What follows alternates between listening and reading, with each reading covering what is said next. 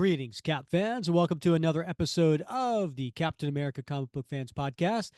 This is episode 215, and I'm your host, Rick Verbanis. I've got a co-host. It's the best one out there. His name is Bob Lucius. Oh, Bob, is it true what they say about the way you people are gifted?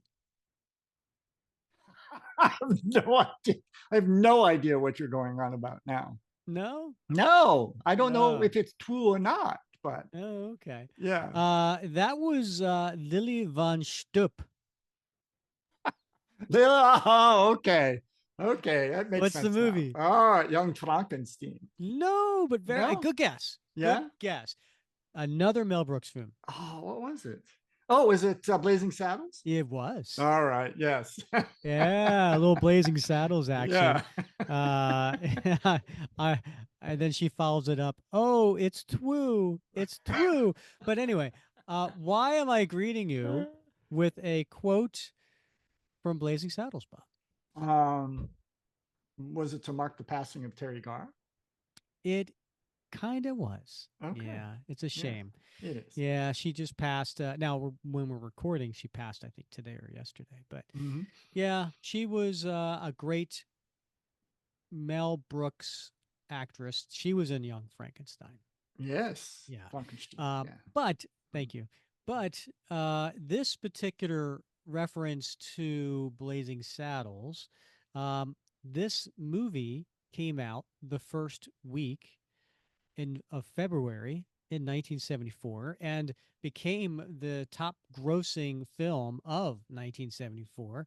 And it just so happens that the movie we're covering today came out the first week of February of 1974. And I thought the quote was apropos because they say you people are gifted, and Mhm. there are a few gifted people in the There comic are. coming up. There are. You know, Rick, I was taking a tour of the Gulf Shore Playhouse, which is a brand new playhouse that is being built here in Naples, Florida. It's a I don't know, $25 million building, beautiful building. And they were talking about as we were touring it that one of the first shows that they plan to put on is Young Frankenstein. And I, of course, Frankenstein. I piped up and said, Frankenstein. And nobody had any reaction whatsoever. It Oh, was a complete and utter disappointment for me. it really was. Yes, you know? Uh, yeah, that's a shame. I know. Yeah. Uh, What's half the happening time in I this world? half the time I just do that for myself, though. Right. You know. Yeah, it has to be sort of an intrinsic reward when you do stuff like that, right? You can't Yeah. look for validation. But you know what's happening though, Bob? There are some birthdays, some very special birthdays, and if you are listening to this on the date that it comes out, which is November 20th, um, Mike Perkins' his birthday's today, Happy birthday, Mike. Mike's such a great guy. isn't he? He really Yeah. is. Yeah, love Mike. Mike's been on the show a couple of times. You know, he was an artist during the Ed Brubaker era in Volume 5. He did some inking on Steve Epting. He did some penciling on his own, and lovely gentleman that we had on the show twice. If you want to check those episodes out, that was episodes 23 and 130. And He, it's time probably to have him back soon. absolutely. You know, and he's such a great presence on Facebook too. Mm. I know you follow him. I follow him. He Hmm. shares great stuff on there, and he's approachable. You know, I'm not a big commission guy, but he's one guy that I don't have a commission from that I think he's definitely on my bucket list one of these days because I just love him. I love his work, and Yeah, you I really love him as a should. person. Yeah. Yeah. I've got two commissions.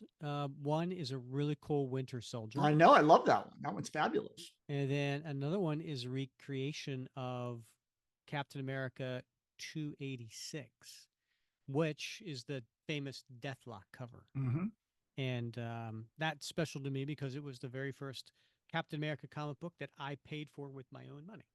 Nice. and so it has a special place in my heart. And he did an excellent Yeah. recreation on that, including the logo and everything. So Never highly seen. I've recommend, Bob. never seen anything he's done that I've been disappointed in. So It's true. It's yeah. true. Also celebrating a birthday this week. This one would be November 22nd, and that is Roy Thomas. We love Roy. Had him on the show. Some of my favorite Marvel lore uh, sprung from the mind of Roy Thomas. And if he didn't create it himself, he just sort of wove together Mm-hmm. old golden age material with new stuff and created a whole new world. And you know what pops out, of course, are things like the Invaders and you know some of those the What If series. And he's just his knowledge of really golden age, silver age, up through bronze age, encyclopedic.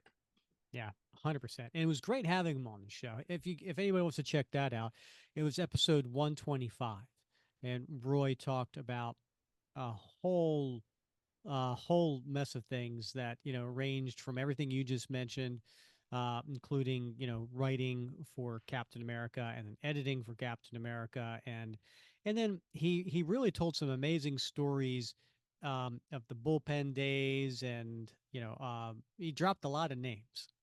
Sure did. Yeah. Yeah.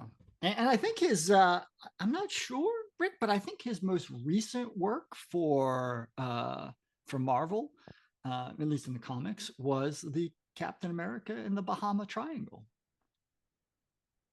which is Oh a yeah, fabulous story. You know, I mentioned that at least once a month. yeah. I think that's on our bucket list for 2028. Yeah. yeah. I was gonna say seven, but I like yours better. Yeah, it's for folks who haven't read it yet, pick it up. One shot. Jerry Ordway does the art, and just great stuff. Just great World War II story. Human Torch, Namor, Captain America, Baron Zemo, FDR. What's not to love? Exactly. Yeah. Exactly. Yeah. Bob, I'm actually really interested in getting to the story today. Mm. We did this is part four of the Secret Empire, and we kicked this off. Part one, I think we did. It was an episode 201.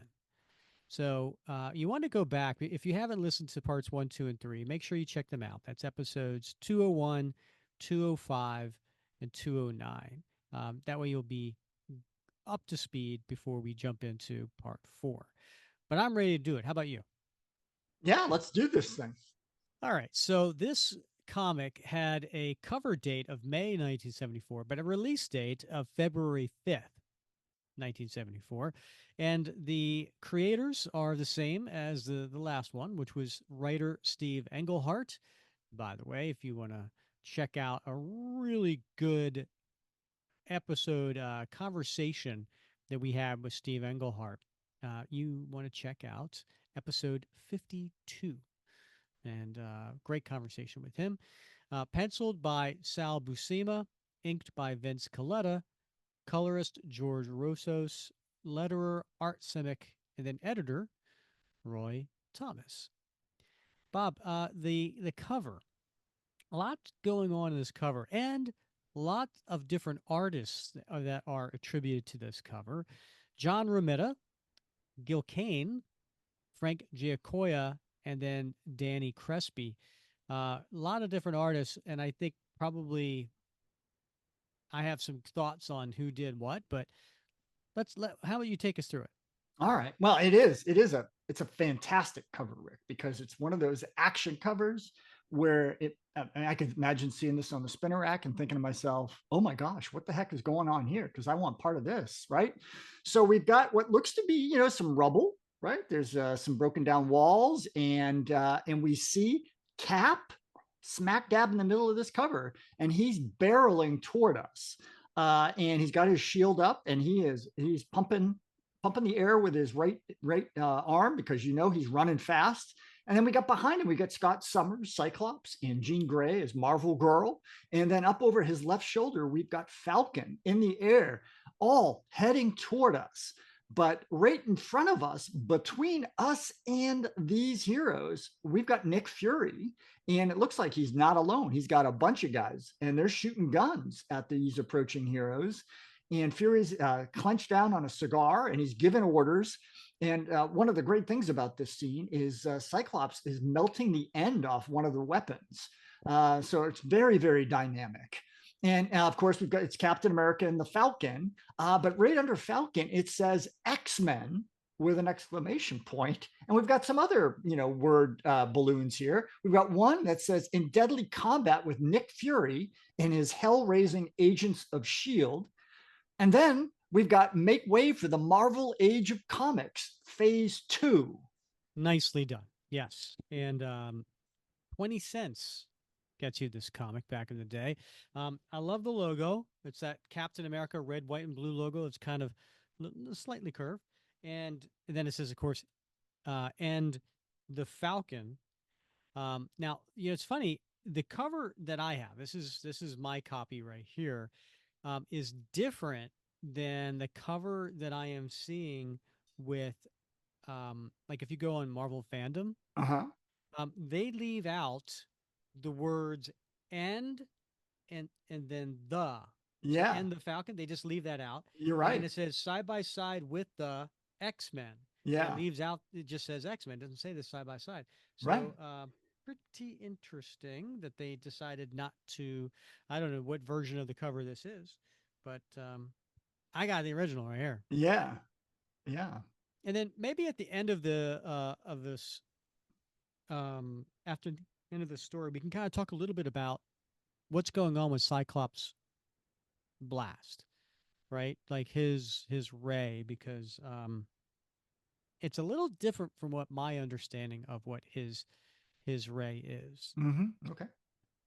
All right, so we open it up to a giant splash page, and where we left off in the last issue was Cap and Falcon had just been transported by Marvel Girl through the air to land in front of Professor X, Marvel Girl, and Cyclops.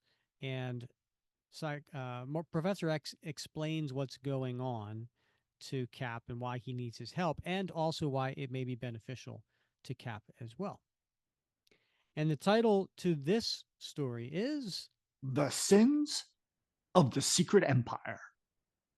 Cap has just met the enigmatic X-Men, who say they may be able to help destroy the trumped up murder charge hanging over him.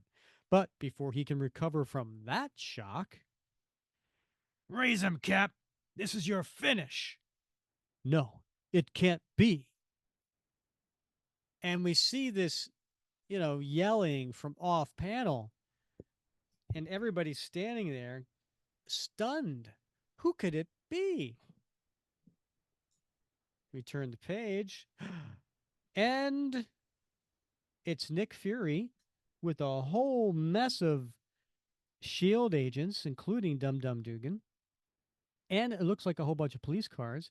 And they're behind, I wouldn't say a barricade, but they're behind some waist level rocks. But they're Yeah, big. They're big yeah. There's rocks. a big rocks. Yeah, He's got some big rocks. he sure does. Yeah, big man. It's your old pal Nick Fury, along with the pride of S.H.I.E.L.D. and maybe half of the Tennessee State Police. Now, there's a little asterisk next to the word shield, Bob. What's it stand for? It stands for Supreme Headquarters International Espionage Espionage Law Enforcement Division. Rick. Now, Bob, Yeah. close your eyes. Okay. What does shield stand for? Supreme Headquarters International Espionage Law Enforcement Division. That was good. Good for you. Yeah. Now, do that tomorrow. All right. Yeah. Yeah. So, when I went to Baltimore Comic Con, Yeah. I was meeting these other comic art collectors at Yeah. the Hard Rock Cafe, and Nice. I got there first, and I was waiting at the bar, I and love Hard Rocks. they were doing trivia. Yeah. It was trivia night. And so on the trivia, they were like, okay, this trivia is going to be about comic books. and bring up your teams and everything. So I was like, well, I'm waiting for people. All right, I'm going to sign up a team. And then another fellow showed up, and we just hung out, had a drink while waiting for the larger crowd. There was like another 20 guys coming. And one of the questions was, Mm-hmm. what is the acronym SHIELD? Mm. And buddy, I couldn't get Because there half isn't just half. one. Yeah, yeah, you're right. There's a more Right? recent one. Yeah, Yeah, there's but three they of did, them. but they did ask for like the original '60s Okay. version, All right. Fair which enough. I'm pretty sure this is. Yeah, this is the original from what I think it was August '65, right? That's Yeah, like Strange Tales uh, 135 or something. but yeah, I Yeah, I couldn't get it. yeah. Huh. So Nick Fury, who's holding some sort of megaphone, some sort of sci-fi version of a megaphone. We didn't come here for you, Cap. But once we saw you flying through the sky, there ain't no way we're leaving without you. It's all over, Fancy Pants.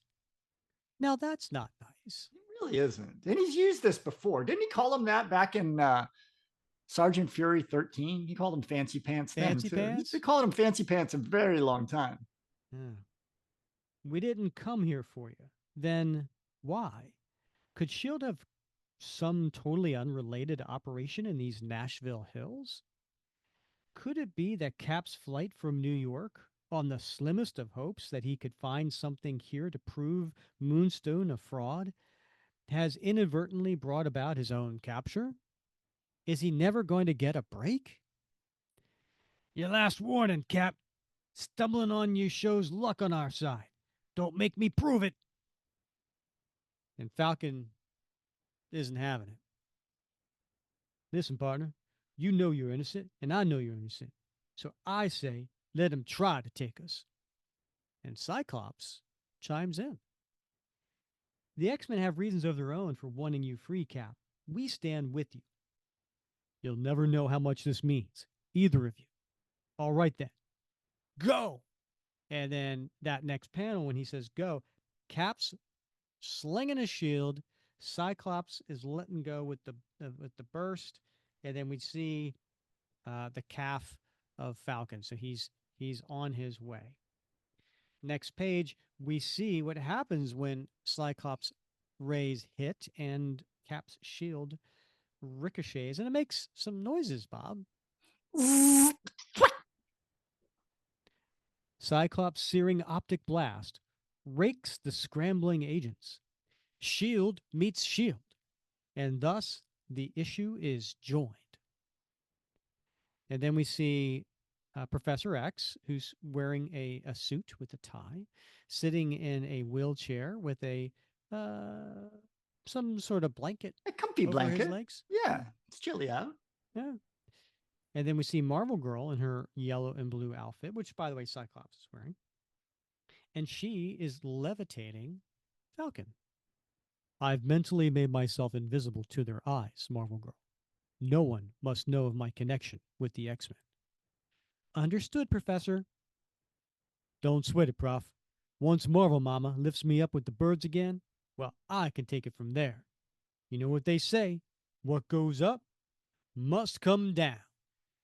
Heads up, heads up. And sure enough, she levitates him into the air, and then he uses his wings to glide down and knock three shield agents out, and it makes a noise. And then we turn the page, and there's more action going on. Cap punching, Cyclops blasting. Professor, we're pushing them back, but there are so many. I know, G, and I have a plan. And then Professor X uses his telepathy to speak to Scott. Scott, follow my instructions. And then he starts to use his ray to the ground, and Cap notices and thinks to himself, odd. Cyclops seemed to be listening to something for a moment there, just before he began directing his beam at the ground. Get back, Nick. Fire! I ain't lost both my eyes, Duncan. They've cut us off. And sure enough, the blast that Cyclops used on the ground I guess the kindling there, the brush caught fire. That place should hold them, Professor. It was the only way. They hunt Captain America for what they consider to be valid reasons. We cannot hurt them for that. We can only retreat and regroup this way. Now, I love this panel, Rick, because they're all fleeing, and Cap is pushing Professor X, and you can see the speed, right? Because there's speed lines, Yeah, and Professor X's tie is flying over his, I know. his right shoulder. It's a, Like, what kind of suspension does that wheelchair have? I don't know. It's a great panel. Open ground outside, bumpy ride. They're gone. Geez, I should have my head examined for Ralston Cap with his buddies around. Well, what are you waiting for? Douse that fire. You heard the man. Ah, this is a nasty job. I admit I don't like that cornball Avenger, but arresting him is something else. Still, even though I ain't really bought what that Committee to Regain America's Principles has been saying, it is pretty strange that Cap would show up right here, right now. I wonder. And so, although we won't discover the reason for Nick Fury's presence in this area this ish, we can add his name to the growing roster of Americans who distrust Captain America.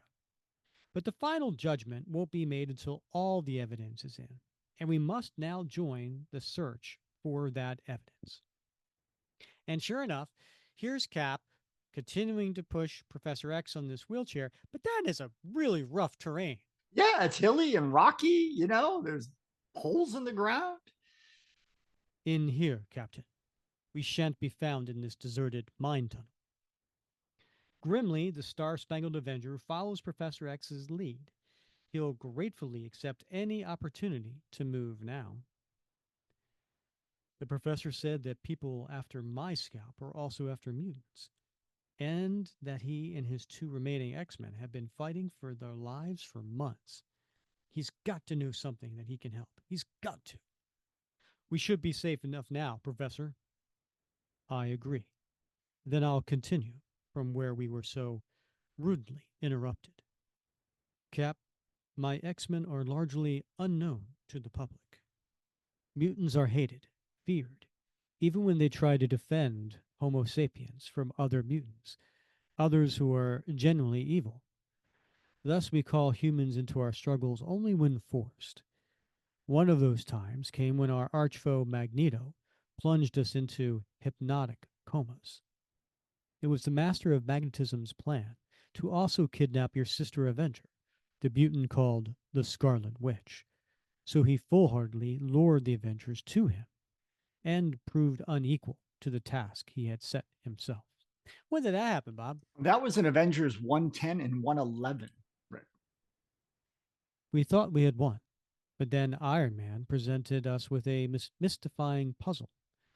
During our entire period of unconsciousness, my X-Men called the Angel had been missing, and Magneto had not taken him. We tried to find my vanished student, but by making mental contact with his friend, the Beast, I could not locate the Beast. Then Cyclops, Marvel Girl, and the Iceman jetted to the southwest to check on two mutants known as Havoc and Lorna Dane. Lorna had gone to see Havoc months before and had not returned. And when did that happen? That was in Hulk 150. Until then, I had sagely assumed that Lorna, in love with the man, had stayed with him instead of following my request to bring him back to us. I had been wrong. The cabin was long deserted. Bob, I want to start using that word and talking about myself.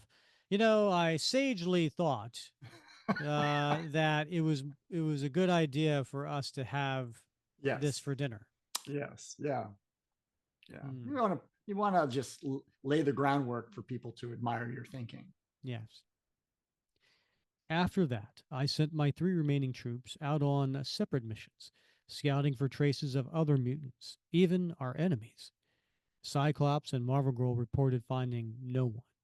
The Iceman never returned. War has been declared on mutants, Captain. A silent, subtle, and sinister war. Desperate for allies, we sought and finally found one possibility the Banshee. But he was so afraid of being captured, he hot headedly fought you and us. Which brings us up to date. But how are your problems connected with mine? As I said, we don't usually involve ourselves with others. Now, it is a necessity. The few clues we've uncovered in our months of searching prove that our enemy is the Secret Empire. Oh Dun, dun, dun. my. The Secret Empire is dedicated to domination without the people they dominate being aware of it. Hmm, where have I heard that before, Bob? Interesting. Interesting theory. Hmm. They often use advertising or propaganda produced by their agents on Madison Avenue. One of Marketing whom, people. I know, scum of the earth. You know, I probably should pause here for that one person who's never listened to any other episode ever, and this is their first one. I'm a marketing guy, so Bob's referring to me. One of whom the underworld grapevine reveals is Quentin Harderman, the man who engineered my frame. Exactly. Professor Xavier, you've got a friend. And he shakes his hand. I don't like this. I don't like this at all. You don't like it?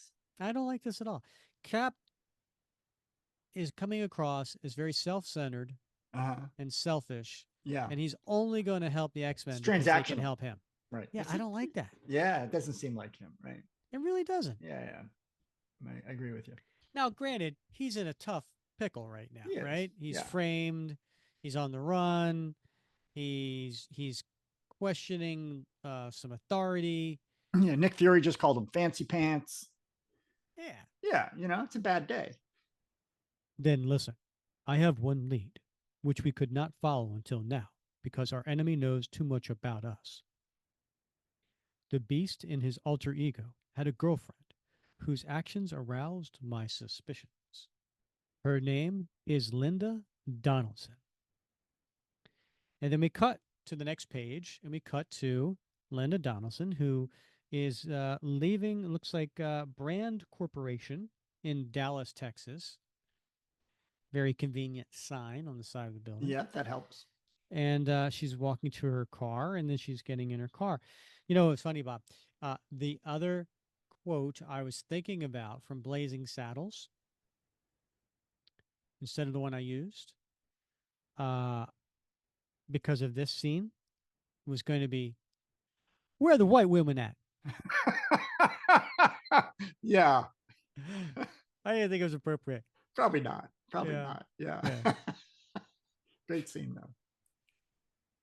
So Linda's thinking to herself. And by the way, how would you describe Linda, Bob? Linda is, it's interesting because in this first panel we see her, and although she has been in the comics before, but this is, I think, the first panel that we see her. She's wearing a very '70s vibe. So she's got a green like jacket on with a yellow, an orangish dress, but her hair is sort of a like what's that? It's like a bluish whitish tint to it. I don't see any blue. It's like a steel blue, right? I mean, it's not white, it's not Well, blonde. you know what else is not white? Purple, orange. That doesn't make it blue. Well, it's not purple. Okay. Well, It we're could going to be lavender. start calling it things that it's not. Is that what we're doing here? Well, it could be, it's like a lavender, but lavender is what, you know, blue and purple and white, right? I don't know. Yeah, it's got a little. At least in my comic. Now you're looking online. Maybe the Yeah. coloring is different, but at least in my comic, I would say it's like a grayish brown. Okay. But I don't think I mean, she's not an older woman, right? No, no, she's not. Yeah. So I'm guessing it's dyed sort of, a stylish color. Mm-hmm. And that's why I was going with something a little more fun, Rick, than grayish brown. Blue. She's not Marge Simpson, Bob. It's like a I said a bluish white, a combination someplace in there. I don't know. Somebody get me a color wheel. So now Steve Englehart decides to kind of fill us in on what's been going on by having a inner monologue. Linda, my love, it's been a fast, furious, and fruitful year for you. First, you join the secret empire and get assigned to string along that fool, Hank McCoy. Who's Hank McCoy? He's the beast. Oh. While doing that, the beast appears, and I'm eventually able to deliver him into the Empire's mutant hungry jaws. McCoy, a jellyfish undoubtedly petrified by all the unexpected danger at the Long Island branch of the Brand Corporation, drops his research and disappears then. So I maneuver a reassignment to the Dallas plant where I spend my time playing up to each of the three top government analysts here. Not bad for a working girl, but enough reminiscing. This road should be sufficiently secluded for my purposes. And then what does she do, Bob? She pulls something out of her glove box, which is a very large glove box on this car, might I add. But she pulls some sort of looks like a handheld device with a small, like little screen on it, like a little TV screen. It's interesting you said glove box. See, to me, I always called it a glove compartment. Glove box sounds a lot more like 50s, 60s lingo, Uh which would huh. be not too off from this Yeah. 1974 story, Yeah. but you call it a glove box. Yeah. Well, I call it a refrigerator and ice box. So. No, you don't. No, but I grew up with that, calling it that at home. Because Icebox? that's what my parents called it, the ice Yeah, box. Yeah. yeah. Yeah. Go get me a pop out of the ice box. Yeah. Glove box. All right. Listeners, we want to hear from you. Is it a glove box or is it a glove compartment? Yeah. What do you call Yeah. it? And what do you put in it? The only person who cares is me. Yeah. Well, what do you put in it? Does anyone actually put gloves in it? That's what I want to know. Well, according to one person, they keep a Glock in there. That's a Glock box. Yeah. Put it in the Glock box. 1247. Precisely time to contact the masters. Ah, my signal is answered. Agent 9 here. I'm still unable to steal Brand's new electron gyro. Security is proving difficult to breach. However, I am told that two mutants, the Banshee and Cyclops, were spotted downtown this morning. Did I say that wrong, Bob? You smiled when I said Well, gyro. I would have gone with. Did Did you I say say gyro? I gyro? said gyro. I You said said gyro. gyro. Yeah. Yeah, I wouldn't have. Yeah, gyro, whatever works for you. Uh, It's a yeah. uh, when you get that Whether it's a. Mediterranean lunch thing, what do you get, Bob? What do you get? I don't because it's meat. But if you were ordering for a friend, what would it be? A gyro, of course, Rick. All right. Well, this one is an electro gyro. Sounds delicious. We already have that information, number 9. Do not attempt to divert us from your failure. We need that gyro. Get it out. Why, you pompous. We shouldn't hear anyone say the words Linda Donaldson snaps off now. So let's just move forward to her late afternoon return to her apartment. She's much more calm now. And where's she living, Bob? She is holed up at the Prairie View Apartments, Rick. It's Sounds days like lovely, doesn't it? Prairie View. I don't know. Do you want to watch a prairie? Yeah, good point. It's days like this I wish I were back with Hank McCoy. At least he was good for some laughs. Eh? And then we see these hands, these yellow gloves that are coming up behind her as she's getting out of the car. And it's Cyclops who grabs her, puts her in kind of like a half Nelson and a hand over her mouth. Don't struggle, Miss Donaldson. The X Men want to talk with you. You're coming with me. And then behind a brick corner of the apartment complex, there is two gentlemen, and it's Sam Wilson and Steve Rogers in disguise as different kinds of civilians. So it's not, not in the Falcon and Captain America disguise. Right. Yeah. Steve, are you sure this is going to work? It should, Sam. I've used disguises often enough to turn us into two pretty convincing bums. We just happen to be two bums with a lot of chivalrous impulses. Let's do our act. Okay, Bob. Okay. Does Steve Rogers refer to other people as bums? No, I have not heard him do that before. They also don't look particularly homeless. They look pretty well cleaned up, and They do. Sam's sporting a well groomed Fu Manchu mustache. So Now, well, wait a minute now. Wait just a minute. Who said they were homeless? He said bums. You are putting the homeless in there. well, I just assumed as a bum. I mean, isn't that the period word for homeless? I don't know. No, homeless is an adjective for a particular type of bum. Oh, okay. All right. Because if it was if I thought it all was an bums are evolution from a homeless, hobo. well, if all bums are homeless, you wouldn't have to call them homeless bums. You just call them bums, and everybody would know, It would be overkill. Okay, fair enough. right? Yeah. Yeah, all right, that's fair enough. All right. Here, go swim in the wet ocean. No, everybody knows the ocean's wet, right? Like you don't have to Yeah. say it, All right? right. Fair enough. Yeah, you're right. So we get a half-page splash here, which I don't really think this particular action going on deserves a half-page splash, but whatever.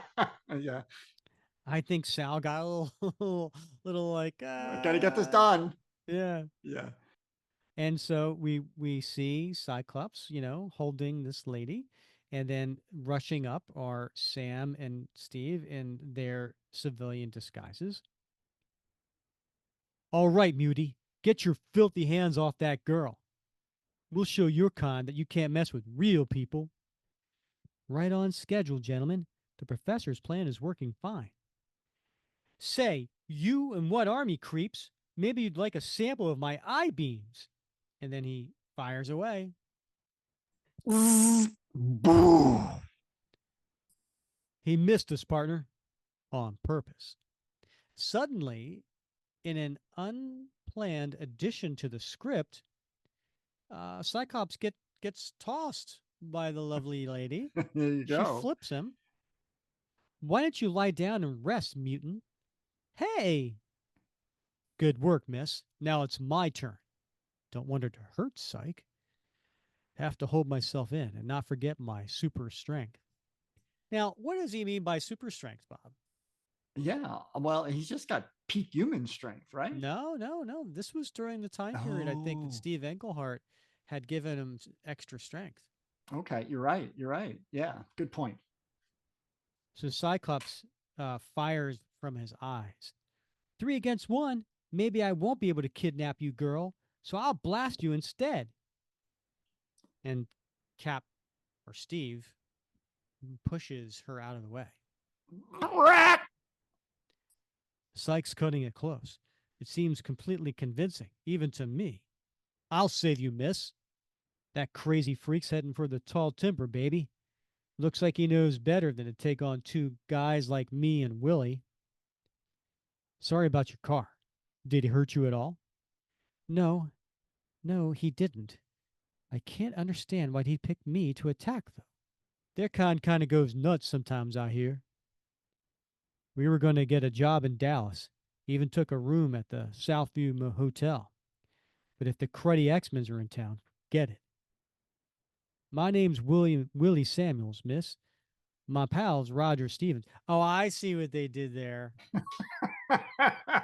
Yeah. Clever. right? Yeah. They really went all in on Roger the disguise. Stevens is Yeah. Steven Rogers, Wow. and Sam Wilson is Willie Samuels. Nicely done. When I read this, Yeah.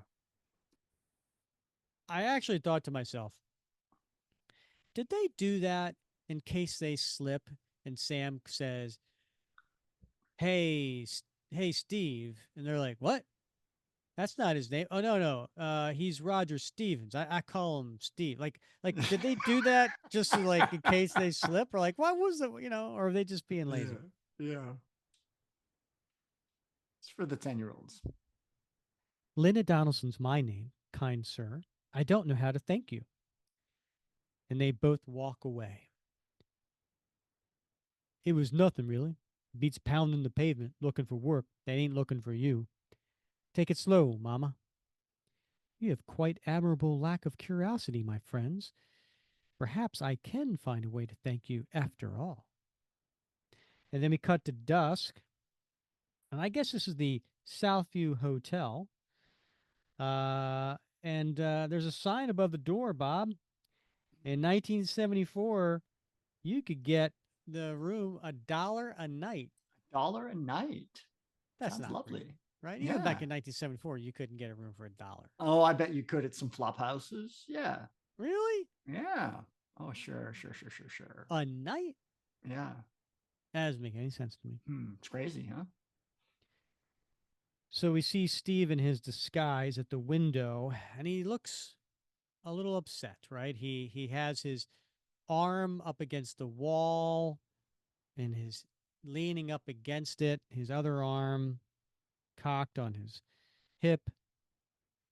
Felt bad deceiving that girl like that, Sam. What if the professor is wrong and she's not mixed up in this?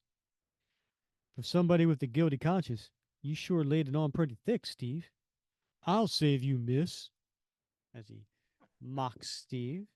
Now, before I turn the page here, there Yeah. is a Marvel value stamp in this issue. And do you see who it is, Bob? I don't, Rick. I'm looking at the digital version. Oh, this is the Red Ghost. Ooh.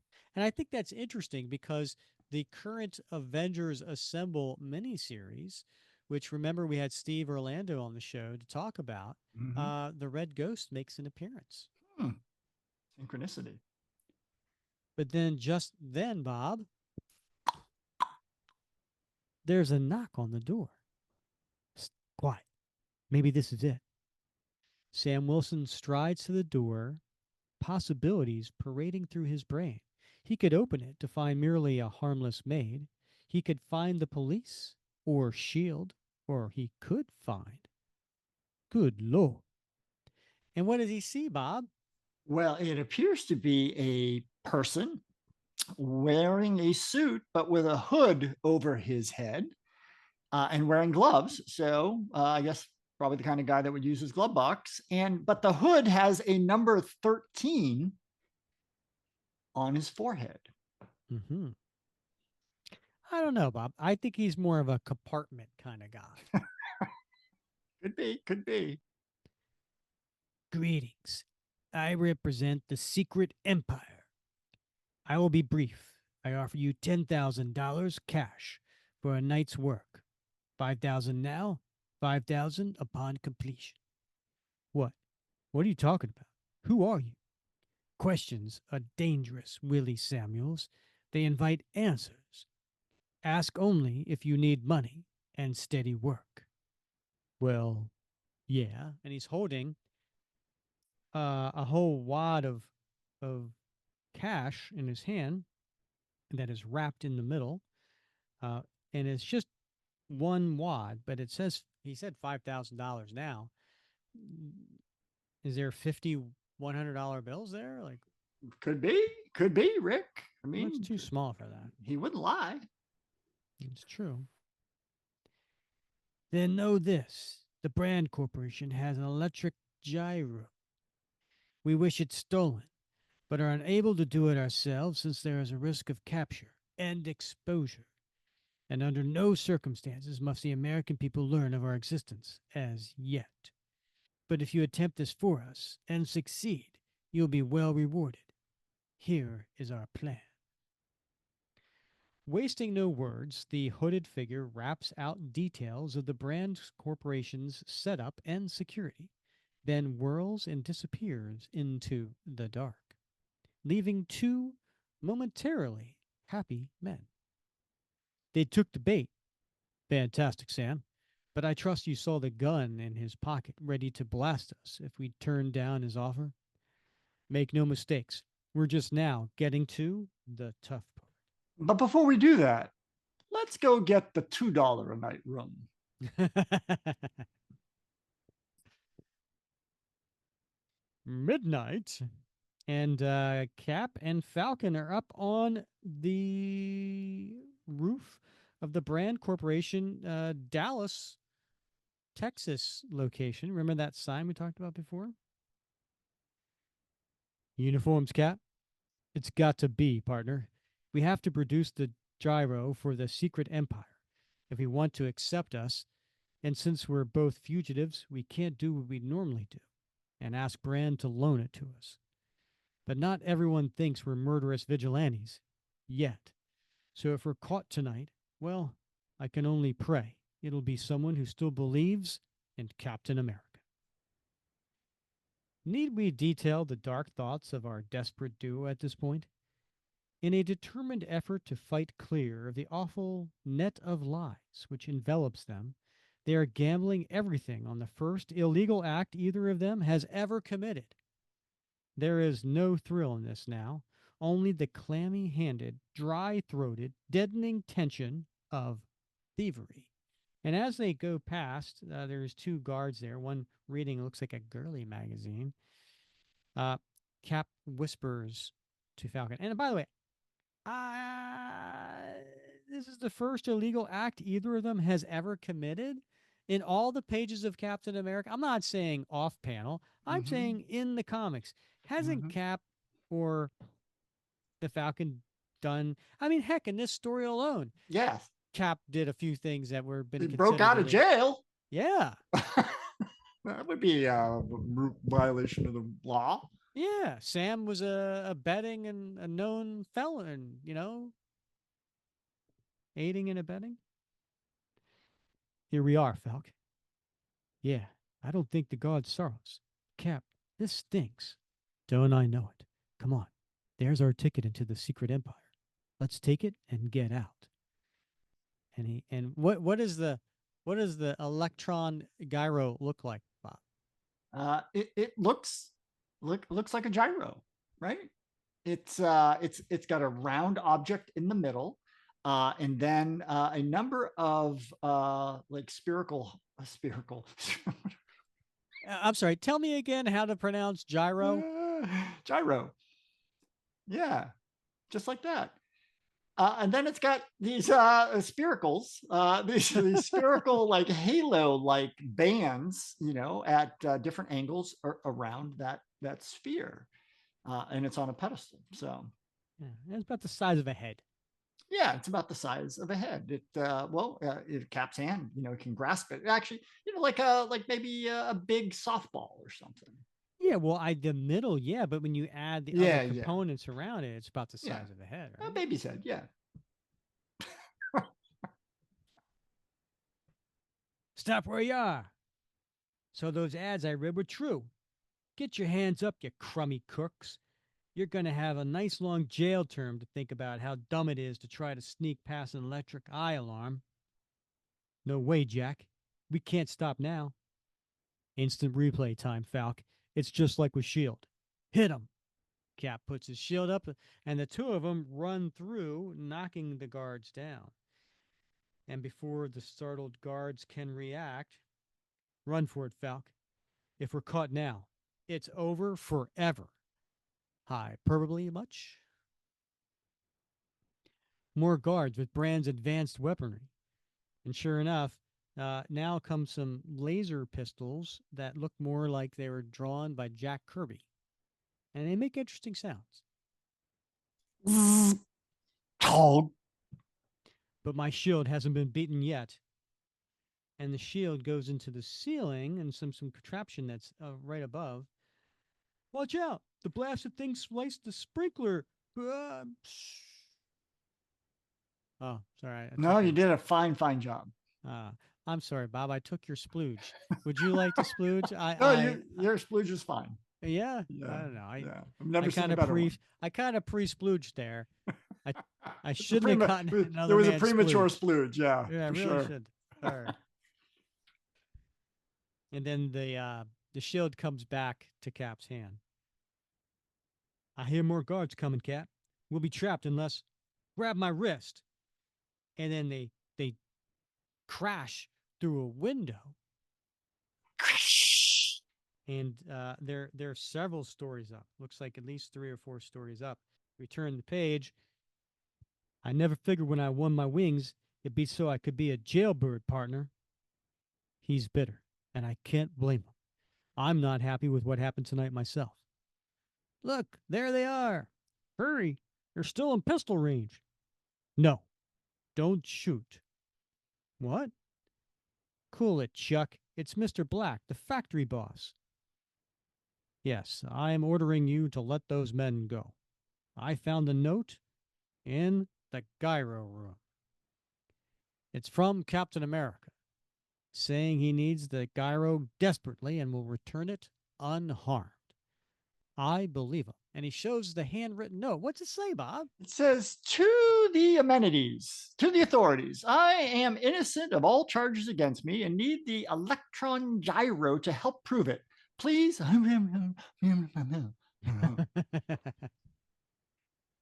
But that could simply be a stall, a blind. I hear he's a killer, so why not a thief? I'll hear no more about this, mister, and neither will the police or the newspapers. In my book, Cap's no criminal, period. That guy's crazy. He won't believe what's right in front of his nose. And then the radio helps remind them. Remember, if you see Captain America or his accomplice, the Falcon, report them immediately. This public reminder paid for by the Committee to Regain America's Principles. Also known as Crap. next page, 3 a.m. Wonderful, wonderful. This is indeed the electron gyro. You are very resourceful men. Roger, Willie, and it's Agent 13, but not our Agent 13, not Shield Agent. It's the other Agent 13. The other one, yeah. Men like you are precisely what we need in the secret empire. Follow me. The hooded agent walks swiftly to a mammoth boulder and he fires a ray at a boulder, and then it opens up. Behold, my carefully concealed scout craft. Enter. They do, and in no more than 15 seconds later, that the lonely Texas hills resound to the roar of sleek, powerful jets. How much time after that is incalculable inside that throbbing, sealed ship, but the moon is still high when they set down on a desert. Now, as I tip this cactus, and sure enough, yeah, there's a cactus there. And it's a fake cactus, Bob. He's just taking it and moving it so that it moves at an angle. And then what happens? Oh my God, a hidden doorway opens. And we're in the last page. I reveal the hidden entrance to the ultimate lair of the secret empire.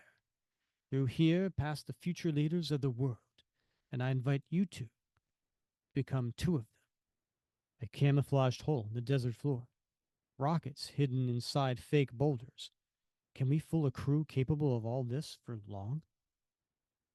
The tunnel mouth closes over our heroes like the whale devouring Jonah. The sands are silent once more, but wait.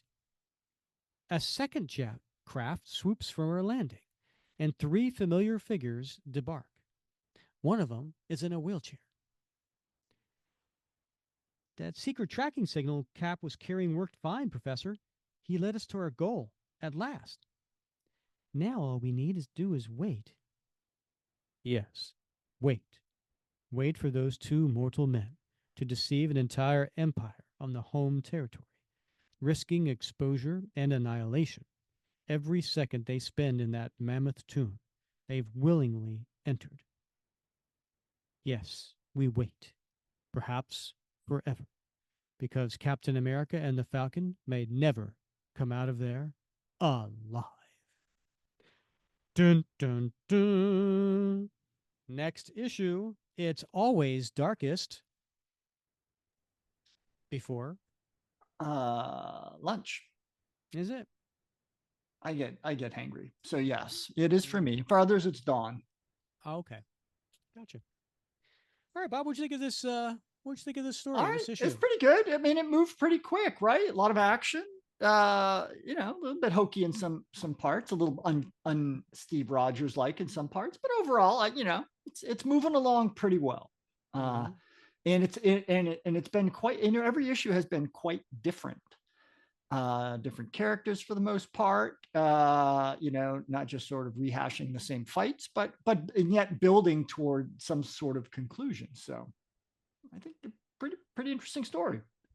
Yeah, I mean, there's some curiosity there. What's going on with Nick Fury? Like, why was he in that same area? Oh, we Mm-hmm. don't know now, but there's it's a little foreshadowing, and perhaps maybe of something we'll learn later.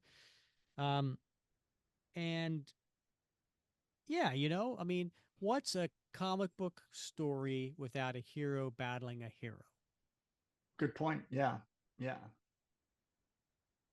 Maybe we should do that sometime. Top 10 hero versus hero battles involving Cap. yeah. That would be fun. Yeah, you think? I think that'd be interesting. Yeah. Yeah. And the other thing too about this particular Nick Fury costume, I know a lot of people like the blue with the white. Mm-hmm. I'm actually kind of fond of this blue with like that orangey yellow.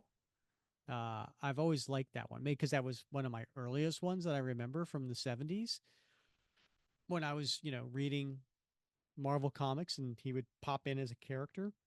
That uniform, I would love because I got that Fred Hembeck card with the blue and white. I want the blue and orange.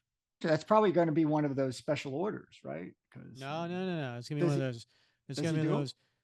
Oh well, he does all kinds of different characters. Like I got a Black Widow one Yeah, recently. yeah, It's yeah. still coming in the mail, but it was the gray costume with the collar, Right. from Yeah. the Streets of Poison time period. Right. Yeah. But he's done other versions of Black Widow. So Yeah, but that one, I mean, that uniform lasted for a while in the comics, right? And it was substantially different in many ways. Whereas, the orange and the white, well, I think if Fred Hembeck was pretty smart, he'd be like, "Oh, let me do a variation of Well, this," you're right. and Yeah. then the collectors be like, "I don't have that version." Well, you're exactly right. Yeah. Yeah, You'd have to dive deep a little bit on some of those, but you're right. Yeah. It's a yeah. moneymaker. All right, Bob, you go first. What is your favorite panel in this episode slash issue? And please don't take mine. Well, I'm gonna go with the top panel on page 2. And it's the Okay, one where we see, Nick and Dum Dum and the rest of the Shield agents, and they've got the Tennessee State Police behind them. And probably half of them. yeah, probably half of them, right? Yeah. Um, and, I love Nick Fury. He's my second favorite character, and I love seeing him in a Cap book. So, and it's double bonus if you got Dum Dum there. So, and it's got great dialogue. It's got typical Nick Fury dialogue. So, And he uh, says fancy and he pants. says fancy pants, which uh, that's awesome.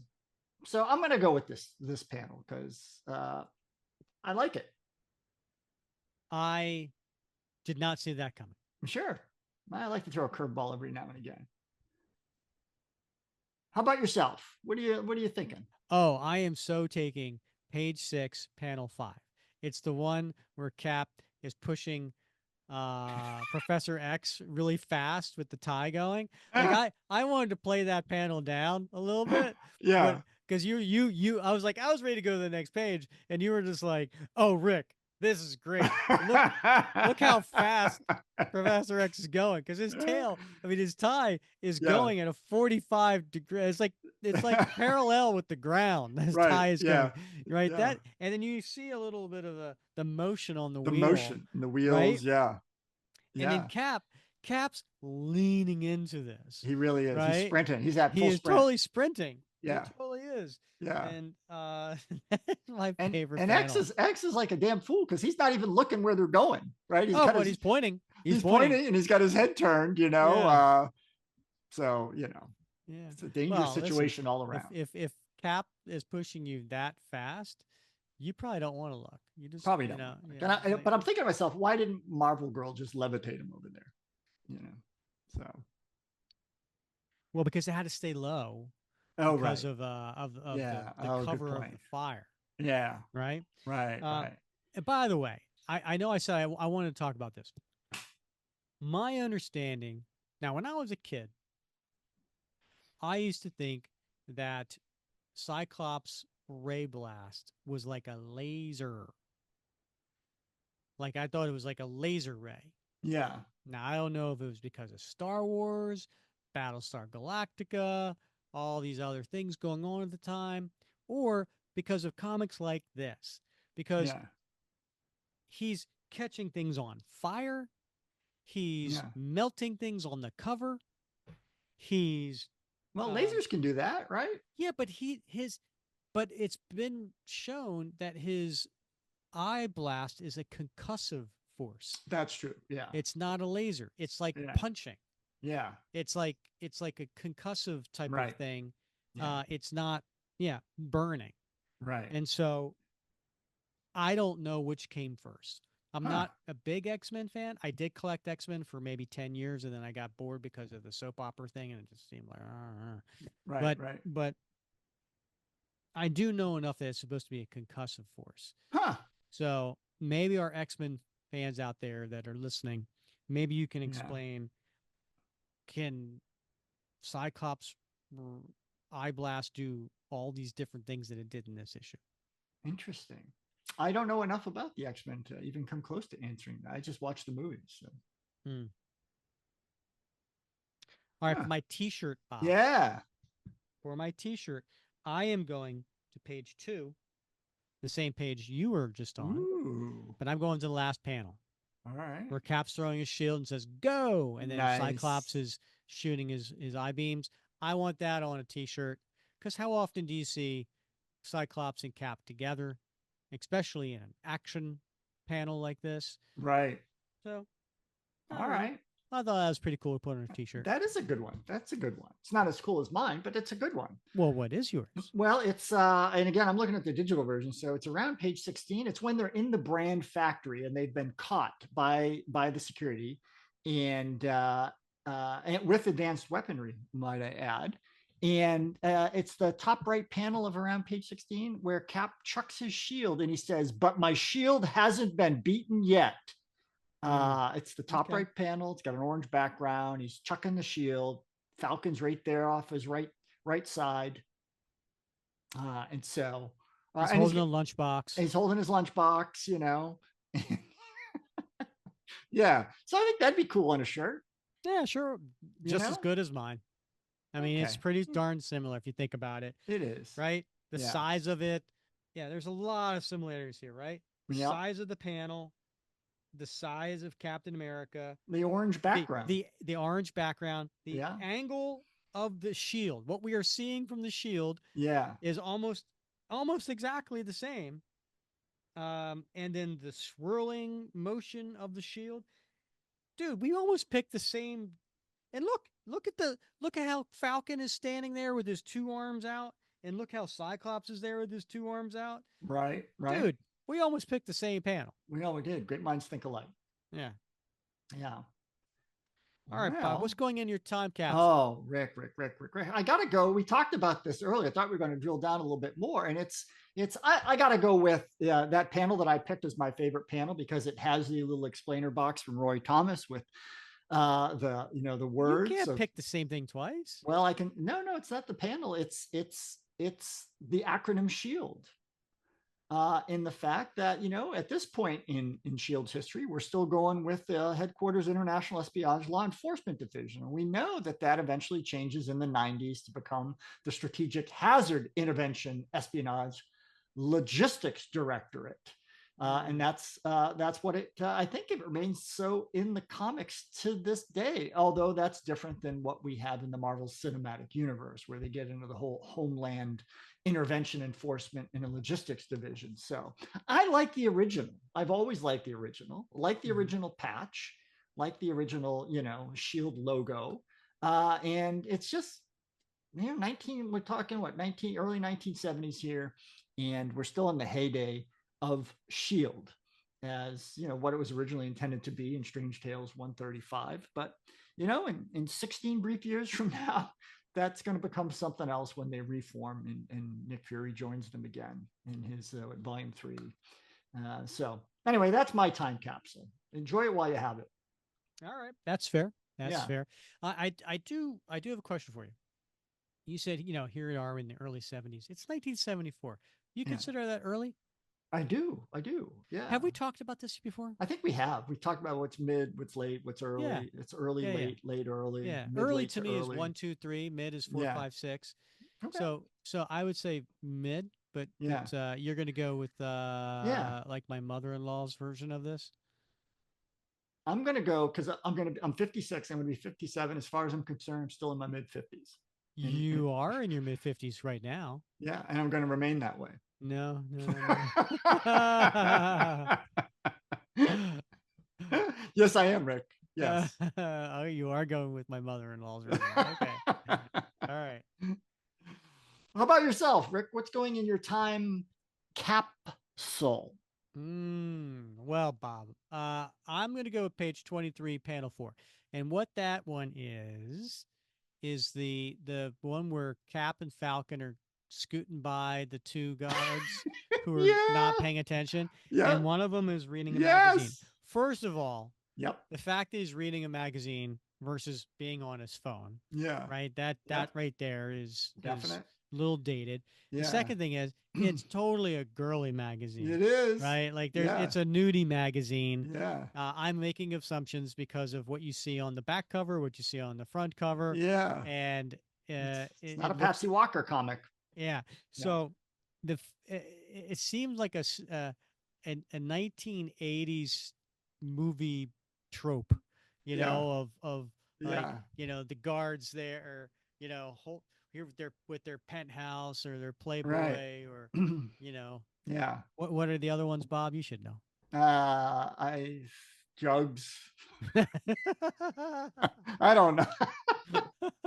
Rick, this was going to be my time capsule, by the Was it way. really? It was. I I'm thought so about glad it. you didn't steal it. It Thank you. was, well, it was my backup, and that's because for two things. One is I saw this and I'm like, oh, he's reading Playboy, and then I thought Playboy is no longer published, right? It went out of business. Stuff. I think the Right. last issue was like in 2020 or something like that, and that's when my subscription ran out, and so they don't have it anymore. And so it's definitely a bygone age. But I remember as a lieutenant in the Marine Corps, working at Yuma, Arizona, Marine Corps Air Station, Yuma, Arizona.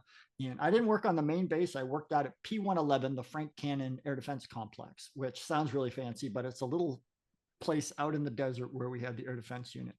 And we had our own barber out there. What the hell was his name? I can't remember his name. Anyway, great guy, old grizzled guy, and he'd smoke a cigar while he was cutting your hair, which again, not something you can do anymore. But if you went into his little office, and he was the guy that ran all the barbers on the base, the main base, but he chose to work out there and let his other guys work on base. He had a drawer in the barbershop full of Playboy magazines.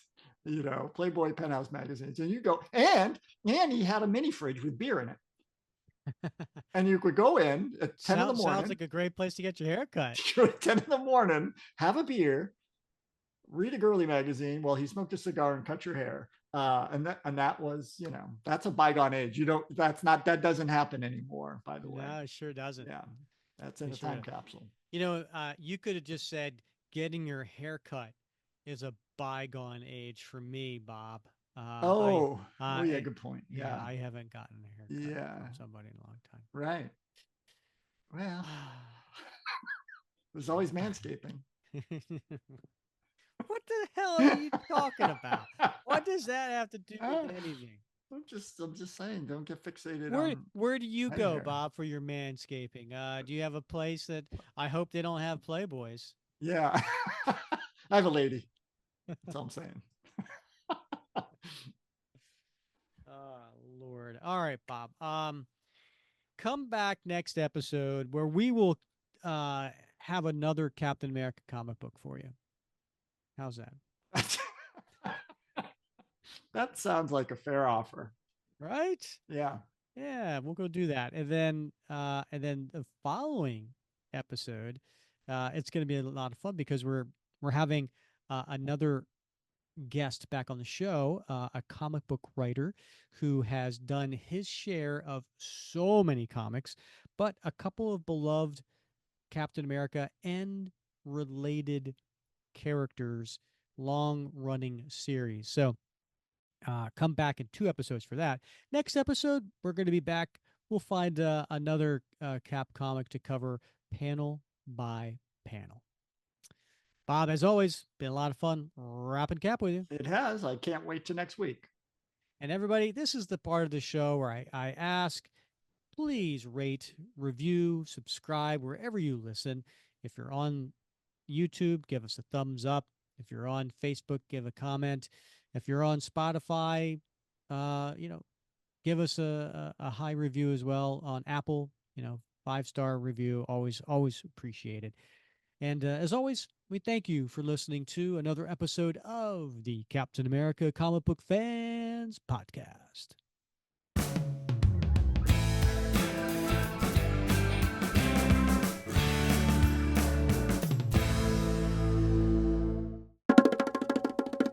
But you know what I almost did for the number one song this week in February of 1974. You know what it was? What was it? The Way We Were. Oh my gosh. I almost did that for you.